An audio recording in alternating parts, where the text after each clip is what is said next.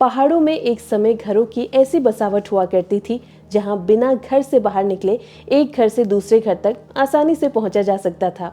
एक घर अंदर ही अंदर दूसरे घर से जुड़ा हुआ होता था, मानो पूरा मोहल्ला ही एक परिवार के अलग अलग कमरे हों।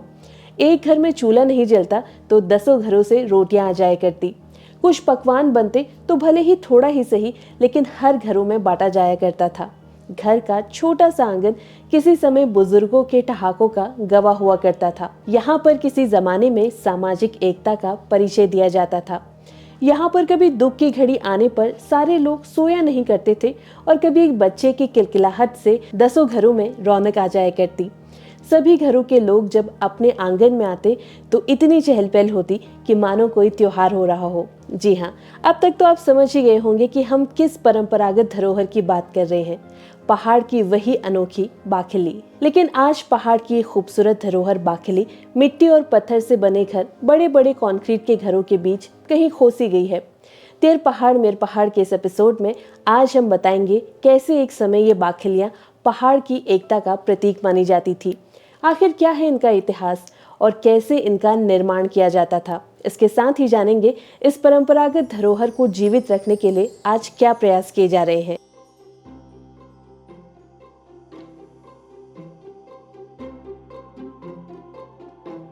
बाखली उत्तराखंड में पारंपरिक घरों को कहा जाता है। इसमें कई परिवारों के घर एक साथ जुड़े होते हैं और सभी घर के ऊपर एक लंबी छत होती है। बाखली को आज की भाषा में रो हाउस या फिर हाउसिंग कॉलोनी के नाम से जाना जाता है। पुराने समय में ये घर आमतौर से एक ही कुल या फिर परिवार के लोग मिलकर बनाते थे ताकि सभी लोग एक जगह साथ रह सके और एक दूसरे का सहारा बन सके। बाखली लकड़ी, पत्थर और मिट्टी से बने ऐसे लंबे घर का एक समूह है जो हिमालय के गांवों में सदियों से सामूहिक रूप में रहने की परंपरा दिखाते हैं। आज बाखली उत्तराखंड और मुख्य रूप से कुमाऊं की धरोहर मानी जाती है क्योंकि इसमें लोगों को एक साथ जोड़कर रखने की समझ भी है और पहाड़ के मौसम और प्राकृतिक माहौल के हिसाब से बनाई गई बुद्धिमानी भी है। इसका सीधा संबंध पहाड़ के पुराने संयुक्त परिवारों से है। पुराने समय में कई बार पूरी बाखली एक ही गांव के पूरे खानदान का घर होती थी। एक ही ढाल में कम से कम 25 या फिर उससे भी ज्यादा घर एक लंबी कतार में बना करते थे। इसका सबसे बड़ा उदाहरण है नैनीताल जिले की कुमाटी गांव में मशहूर कुमाटी की बाखली। इस बाखली के बारे में भी आगे इस वीडियो में हम आपको बताएंगे, लेकिन उससे पहले उत्तराखंड की बाखली का इतिहास क्या है इस पर नजर डाल लेते हैं।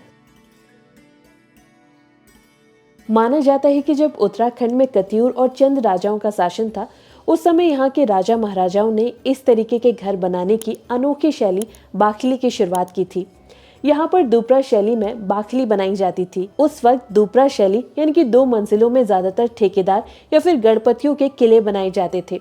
इन बाखलियों को बनाने में चीला या फिर गेहूं की भूस से दीवारों पर प्लास्टर, 2 पतालों को जोड़कर गारा डालकर ताकि बिछाई जाती और गोबर और लाल मिट्टी से फर्श में लिपाई की जाती थी। उस दौर में लोग सामूहिक रूप से रहने पर ज्यादा जोर देते थे, इसलिए ऐसे लंबे जुड़े हुए घर बनाए जाते थे। बाद में ब्रिटिश शासन के समय भी बाखली जैसी बसावटें बनाई जाती थी। पुराने अंग्रेजी दस्तावेजों में भी बाखल नाम से ऐसे घरों की कतारों का जिक्र मिलता है, जिससे ये पता चलता है कि बाखली की ये परंपरा पहाड़ों में लगातार चलती रही। इतिहासकार प्रोफेसर अजय रावत और दीपक बिष्ट बताते हैं कि कुमाऊं में ये भवन निर्माण शैली बेहद प्रसिद्ध थी। स्थानीय लोगों का भी मानना है कि कुमाऊं में कई बाखलियां कम से कम 200 साल से भी ज्यादा पुरानी हैं और कई लोक कथाओं में इन्हें इससे भी ज्यादा प्राचीन बताया जाता है। दूर से देखने में बाखली एक लंबी और एक ही इमारत लगती है, लेकिन असल में इसमें कई घर होते हैं जो एक दूसरे से बहुत ही सटे हुए बनाए जाते हैं। इन सभी घरों की छत एक ही लंबी पट्टी की तरह जुड़ी होती है। ये मोटे पत्थर की पट्टियां या फिर लकड़ी से बनाई जाती हैं और नीचे मजबूत लकड़ी की कड़ियों पर टिकी रहती हैं। इन घरों की दीवार पत्थर या फिर लकड़ी से बनाई जाती है। टिकाऊ बनाने के लिए उन पर मिट्टी का लेप चढ़ाया जाता है। बाखली के नीचे वाली मंजिल का फर्श आमतौर से ठोस पत्थर या फिर मिट्टी का होता है। घर के निचले हिस्से में 1 या फिर 2 कमरे होते हैं, लेकिन ज्यादातर रहने और सामान रखने की जगह ऊपर वाली मंजिल में होती है। नीचे का जो भाग होता है उसे गोट कहा जाता है और इसमें ज्यादातर पशु को रखा जाता है। ऊपरी मंजिल में परिवार रहता है। ऊपरी मंजिल में किचन भी बनाया जाता है। ऊपर की मंजिल की लकड़ियों की फर्श को गर्म रखने के लिए पहले उस पर गोबर और मिट्टी की मोटी परत बिछाई जाती है और उसके ऊपर चपटे पत्थर की पट्टियां यानी कि पटाल जमाई जाती है। क्योंकि पहाड़ों में ठंड ज्यादा होती है तो ये तरीका घर को ठंड से भी बचाता है और अंदर गर्माहट भी बनाए रखता है। एक तरफ जहां आज उत्तराखंड के पारंपरिक घर यानी कि बाखली बड़े बड़े कंक्रीट के घरों में बदलकर कम होते नजर आ रहे हैं, वहीं नैनीताल जिले में स्थित कुमाटी गांव आज भी अपने प्रसिद्ध दुपरा शैली यानी कि 2 मंजिलों वाले बाखली घर के लिए जाना जाता है। कुमाटी गांव की ये बाखली कुमाऊं में सबसे लंबी बाखली मानी जाती है। मिट्टी और पत्थर से बनी ये बाखली करीब 150 से 200 साल पुरानी मानी जाती है। इसमें लगभग 28 घर हैं और आज भी इसमें करीब करीब 9 से 10 परिवार रहते हैं।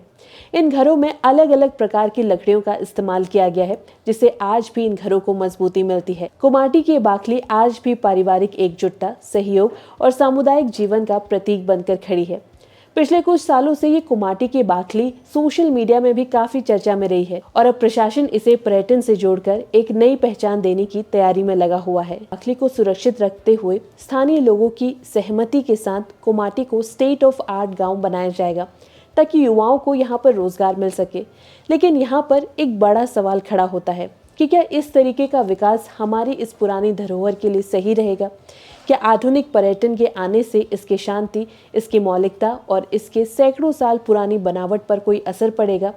या फिर अगर सब कुछ सही रहा और सोच समझकर किया गया तो ये बाखली को बचाने और गांव को आगे बढ़ाने का एक अच्छा मौका बन सकता है।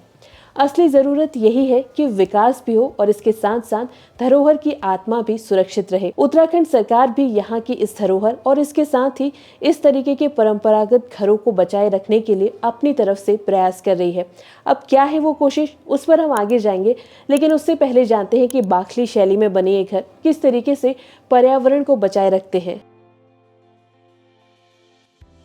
बाखली की बनावट अपने आप में ही एक टिकाऊ और मौसम के अनुसार ढलने वाली वास्तुकला का एक बहुत ही शानदार नमूना है।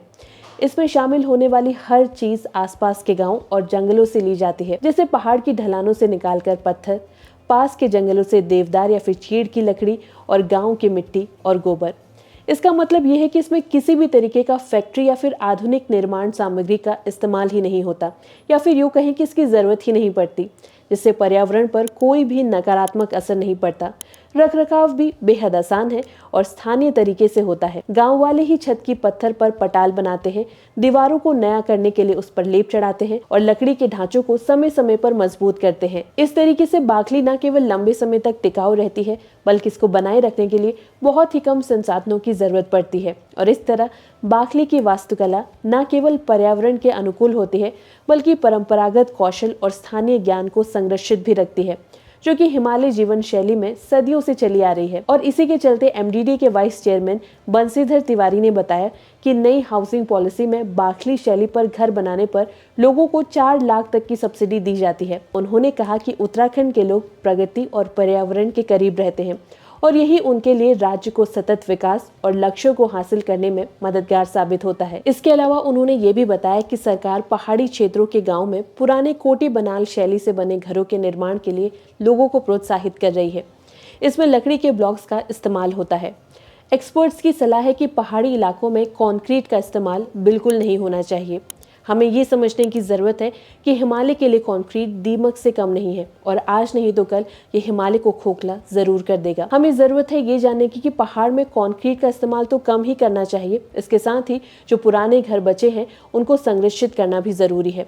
उन लोगों को बढ़ावा देना ज़रूरी है जो इस घर को बनाने की शैली अच्छे से जानते हैं। यहाँ कंक्रीट से बने घर कितने खतरनाक हो सकते हैं, अगर आपको ये जानना है तो हमारी ये रिपोर्ट जरूर देखिए। बाखली या उत्तराखंड के पारंपरिक घरों की शैली सिर्फ पुरानी इमारतें नहीं है, बल्कि पहाड़ की सांस्कृतिक पहचान है और इसीलिए उत्तराखंड सरकार और स्थानीय प्रशासन मिलकर इन विरासत घरों को बचाने के लिए अलग अलग योजनाओं पर काम कर रहे हैं। आज बाखली घरों की स्थिति देखें तो कई पुराने सामुदायिक घर या तो खाली हो चुके हैं या धीरे धीरे टूटने की हालत तक पहुंच चुके हैं, क्योंकि परिवार गांव छोड़कर बाहर बस चुका है। जैसे जैसे लोगों की आर्थिक स्थिति बेहतर होती जा रही है, लोग सुविधाओं के चलते शहरों में अपना पक्का मकान बनाना पसंद करते हैं और बाखली अक्सर बुजुर्गों या फिर कुछ गरीब परिवारों के हिस्से में रह जाती है। पहाड़ के पारंपरिक घर वास्तव में यहाँ के पुराने लोगों की महान बुद्धिमत्ता है।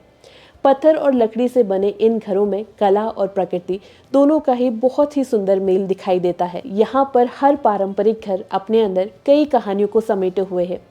कैसे हमारे पूर्वजों ने सामूहिक जरूरतों का ध्यान रखते हुए ये घर बसाए। अगर संवेदनशीलता और समझदारी के साथ साथ कदम उठाया जाए तो बाखली न केवल संरक्षित रह सकती है बल्कि आने वाली पीढ़ी के लिए एक प्रेरणा का उदाहरण भी बन सकती है कि कैसे विकास और परंपरा साथ साथ चल सकती है। जरूरत बस इतनी है कि हम इस धरोहर को न केवल पुरानी इमारतों के रूप में देखें बल्कि अपनी सांस्कृतिक पहचान और भविष्य के टिकाऊ जीवन के रास्ते के रूप में देख सकें। वैसे बाखली को लेकर आपकी क्या बचपन की यादें हैं, कमेंट बॉक्स में ज़रूर बताएं। और अगर ये वीडियो अच्छा लगा हो तो इसे लाइक और शेयर ज़रूर करें और घुघुती को सब्सक्राइब करना ना भूलें। धन्यवाद।